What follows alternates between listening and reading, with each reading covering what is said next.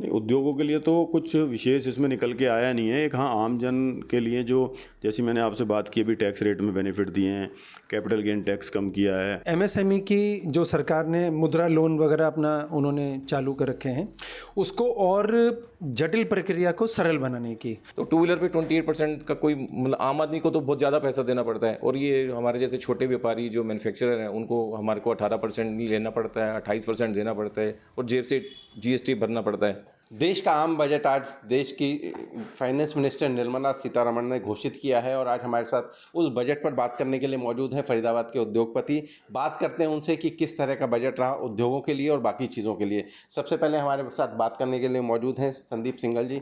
संदीप जी, सबसे पहले बजट पर क्या प्रतिक्रिया है आपकी?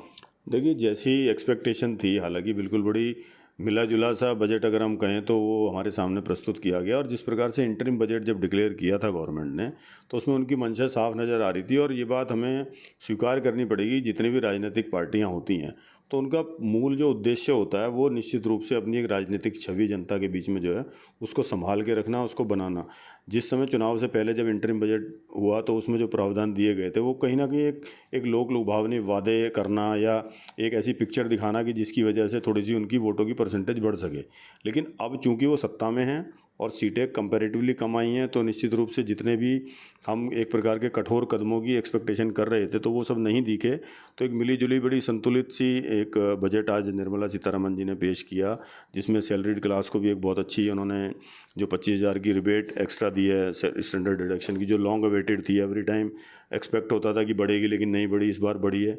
और जो बिल्कुल ग्रास रूट लेवल पे जो उन्होंने डेवलपमेंट की बात की है, तो एक अच्छी पहल है। और अगर 2047 में विकसित भारत हम देखना चाहते हैं, जैसे माननीय मोदी जी बार बार कहते हैं, और उन्होंने एक जो संदेश पिछले दिनों आपने सुना, संसद में कहा था कि संसद का काम केवल दाल की नहीं देश की चिंता करना है, तो वो कहीं ना कहीं एक सिद्ध हुई है बात। और 140 करोड़ हिंदुस्तानी अगर वास्तव में विकसित भारत की कल्पना करते हैं 2047 में, तो हमें मिलजुल करके इस प्रकार की चीज़ों को एक बड़े सहयोग के साथ सकारात्मक रूप में देखना पड़ेगा।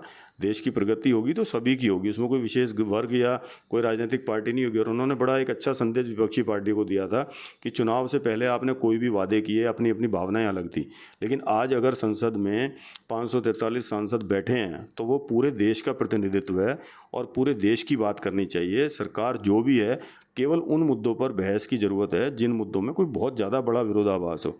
अन्यथा यदि सरकार ने कोई बजट प्रस्तुत किया है और उसमें साफ साफ आपको नज़र आता है कि देश इस बजट के सहारे, क्योंकि हम विश्व की 5वीं सबसे बड़ी अर्थव्यवस्था है, और अगर उस बजट के सहारे हमें दिखता है कि हमारा देश प्रगति के पद पर बढ़ रहा है और विकसित राष्ट्र की तरफ हम बढ़ रहे हैं, तो उन्हें अप्रिशिएट करना चाहिए। और इसमें एक चीज़ जो ज़रूरी है, जितने भी वर्ग, चाहे हम औद्योगिक वर्ग की बात करें या हम ट्रेड से जुड़े हुए लोग हैं उनकी बात करें, तो एक काफ़ी बड़े समय पहले, 1-2 महीने पहले कुछ ना कुछ ऐसी प्रक्रिया अपनाई जानी चाहिए कि हम लोगों से भी सलाह मशवरा किया जाए।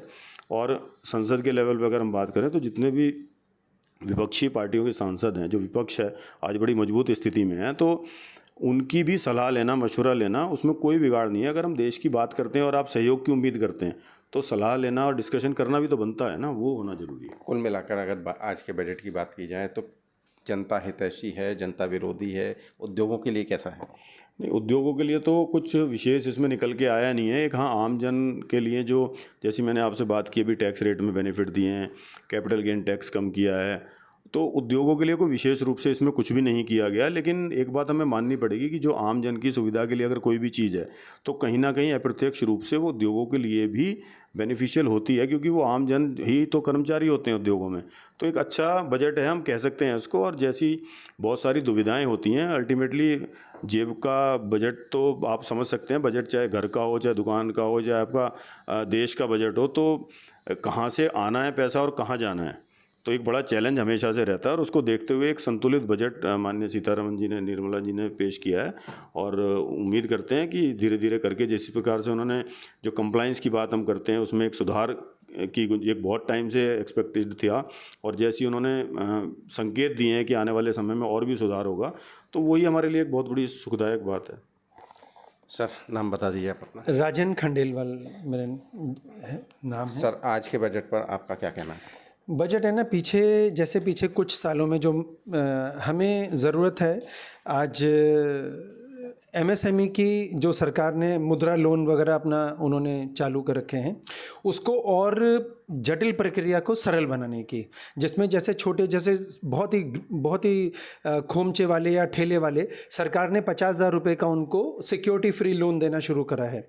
और ये भी हम जाते हैं बाज़ारों में, वहाँ पे हम देखते हैं तो कई जगह उनका रजिस्टर्ड नंबर भी होता है और बहुत अच्छा भी लगता है कि वो उनकी तरक्की होती है और वो बहुत अच्छी तरीके से इसी प्रकार जो महिला उद्यमी हैं या जो काम करना चाहती हैं, स्टार्टअप करना चाहते हैं, उनको 10 लाख रुपए तक का बिना सिक्योरिटी के ऋण मिलता है, जिससे वो अपना छोटा मोटा काम, अपना कोई कुटीर उद्योग या गृह उद्योग अपना लगा सकती हैं।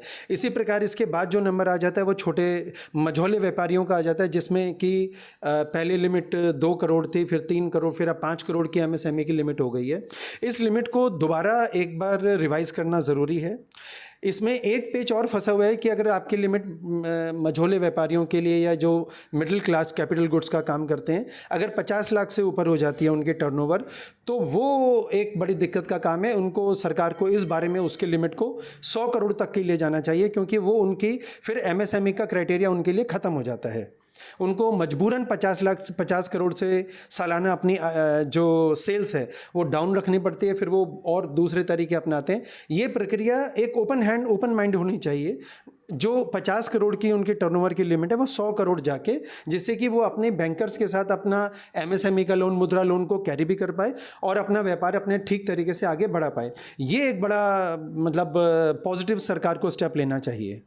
अब अभी तो बजट आ चुका है, अभी उस पर क्या कहना है? लेकिन अभी इसमें ऐसा कोई भी चेंज देखने को नहीं मिला है। कोई भी सरकार से जो लिमिट्स हैं, अब कैपिटल गुड्स पे 4-5% हैं, किसी पे सर्विस पे 3%, 12%, 18%, 28% हैं। बाकी और भी चीज़ें जिन पे जीएसटी हटना चाहिए, जो डेली अपना है। जो आपको उम्मीद थी वो क्या नहीं हुआ?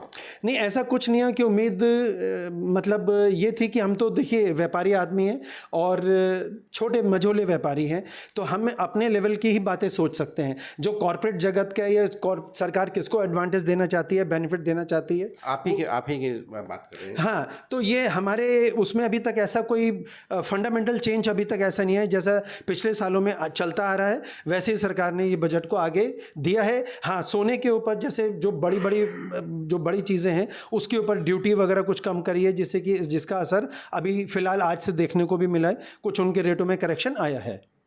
ठीक है सर, बता दीजिए नाम अपना। अरुण भाटिया, और मैं जो फरीदाबाद में स्मॉल इंडस्ट्रीज़ को प्रतिनिधि करता हूँ, और हमारा अपना भी बिजनेस है टू व्हीलर्स, और फरीदाबाद में ज़्यादातर टू व्हीलर से ही रिलेटेड है।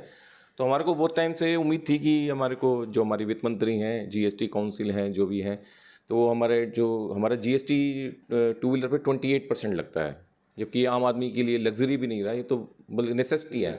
अब तो साइकिल कोई लेता नहीं, हर कोई टू व्हीलर पे चलता है। तो टू व्हीलर पे 28% का कोई मतलब आम आदमी को तो बहुत ज़्यादा पैसा देना पड़ता है, और ये हमारे जैसे छोटे व्यापारी जो मैन्युफैक्चरर हैं उनको हमारे को 18% लेना पड़ता है, 28% देना पड़ता है, और जेब से जीएसटी भरना पड़ता है, और 3-3 महीने में पैसे आते हैं। तो 3 महीने का जीएसटी मतलब कितना हो गया, 28 से 84% हमें अपनी जेब से भरना पड़ता है। तो हमारे लिए तो उम्मीद थी कि शायद इसमें हमारे लिए कुछ रिलीफ मिले, लेकिन कुछ मिली नहीं है जिसकी हम उम्मीद कर रहे थे।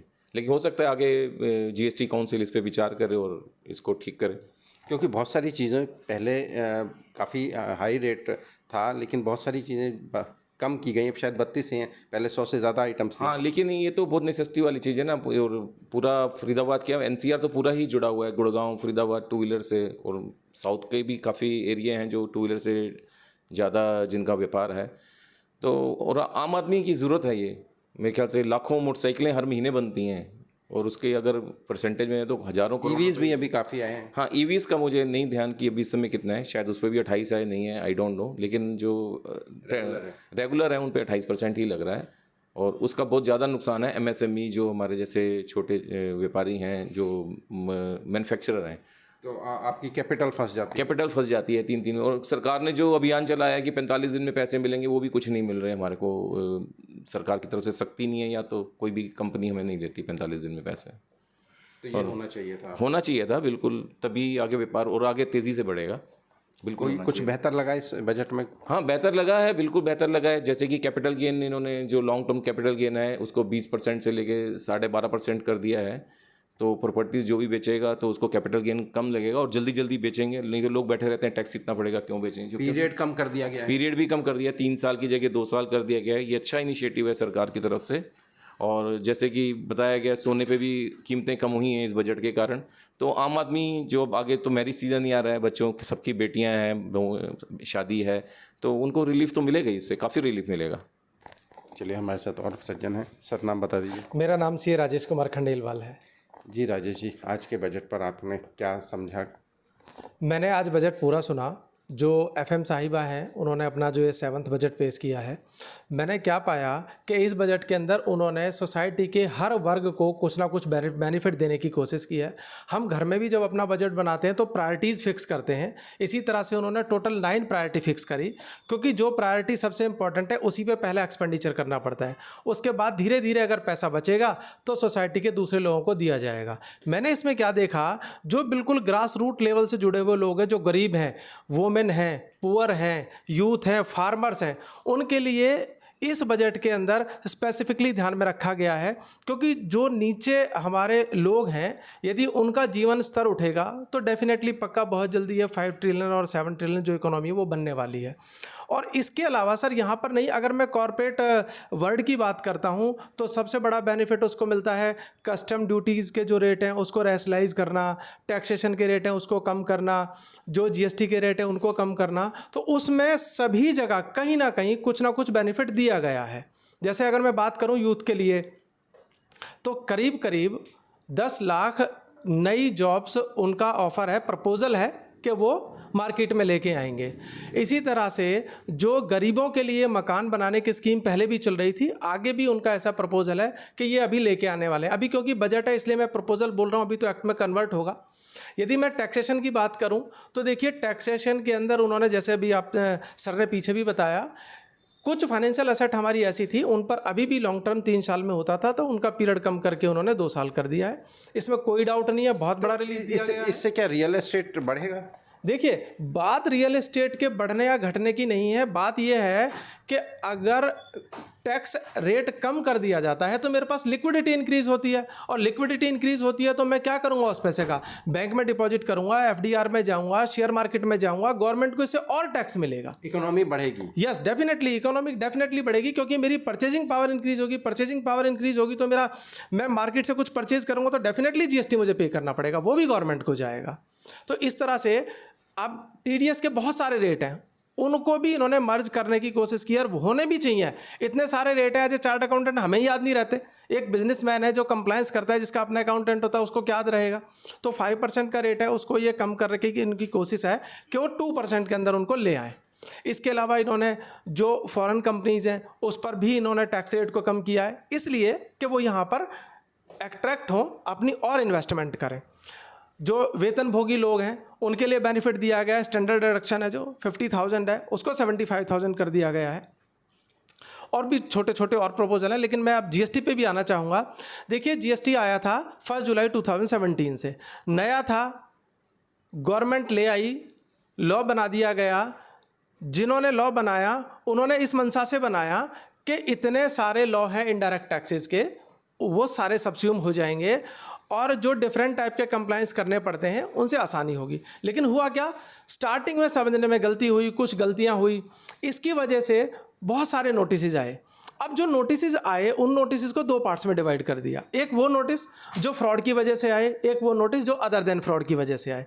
तो इस बजट में क्या प्रपोजल दिया गया है कि जो पहले 3 साल हैं 17, 18, 18, 19, 19, 20, उसके अंदर यदि कोई नोटिस आया है, नोटिस आ चुका है या ऑर्डर पास हो चुका है, उसमें टैक्स की डिमांड है, इंटरेस्ट की डिमांड है, पेनल्टी की डिमांड है, तो इस बजट के अंदर ये प्रपोजल दिया गया है कि जहां फ्रॉड, विलफुल मिस स्टेटमेंट और सप्रेशन ऑफ एक्ट्स का केस नहीं बनता, मीन्स जानबूझकर कोई गड़बड़ी नहीं की गई है, तो वहां पर अगर ऐसा प्रेस काउंसिल में बताया गया था, प्रेस काउंसिल का जो रिलीज़ आया था, जीएसटी काउंसिल ने जो 53rd मीटिंग हुई थी उसके बाद जो प्रेस रिलीज़ निकाला था उसमें ये बताया गया था यदि 31 मार्च 2025 तक टैक्स की पेमेंट हो जाती है तो उन लोगों का इंटरेस्ट और पेनल्टी दोनों वेव हो जाएगा। सर बहुत बड़ा रिलीफ है। क्यों रिलीफ है आप ये देखिए, 18% पर मंथ लगता है।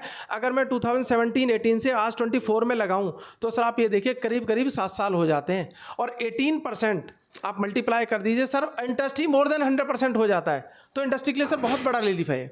इसके अलावा एक और क्या चीज़? इसके अलावा मैं अगर बात करूं तो अधिकारियों का जो उद्योगपति परेशान थे उसमें भी रिलीफ मिलेगा?